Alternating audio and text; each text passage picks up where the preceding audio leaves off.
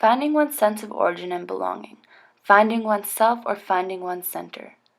My Muscoswan has changed during our time in class. I have seen both a shift in my identity as an individual and as a teacher. In the beginning, as an individual, I comfortably identified as a Treaty 4 female Canadian. I did not consider myself a settler. I proudly identified as an organic farmer gratefully living on the land with my family.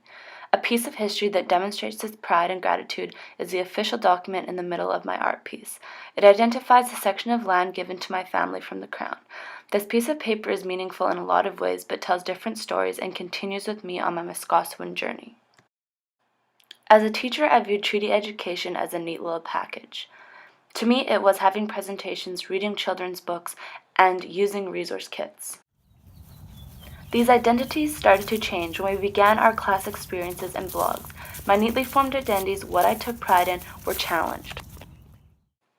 I still identified as a Treaty 4 female, but I started to question if I wanted to identify as a Canadian, and if I am a proud Canadian. I had this thought for a while, but truly began to analyze when reflecting in my blog about the pipe ceremony. What Alma shared with us was sacred, and so much of the sacred Indigenous cultures have been lost because of Canadians. Did I want to identify as a Canadian, knowing what colonial Canada has done to the Indigenous peoples? At the time of this reflection, I was reading A Shepherd's Granddaughter about the colonization of Palestine. It tries to paint a picture of what it's like to lose your land, sacred places, and people.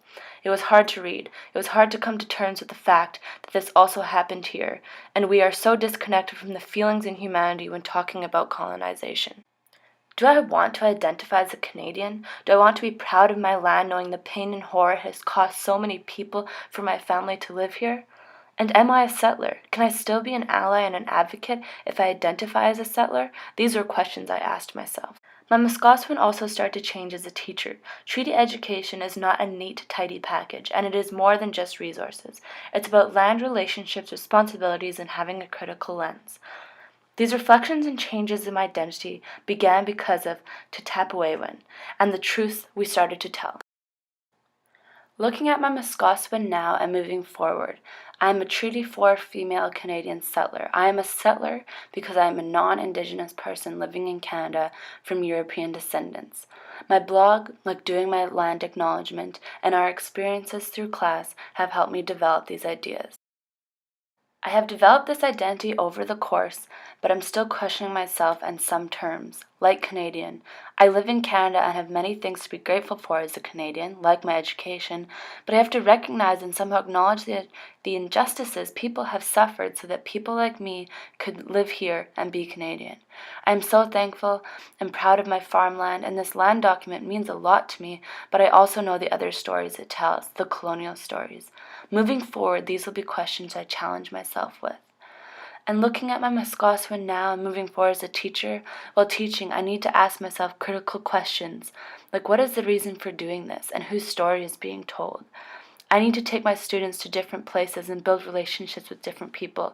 I need to engage my students in Muscoswan, Mi'kmaq, Tatapuan, and Wetaskiwin. I need to be an advocate, critical thinker, and lifelong learner. And I have to be okay with knowing that this will change and I will change. I need to take risks, be okay with failing, and know that change is a good thing because change often means growth.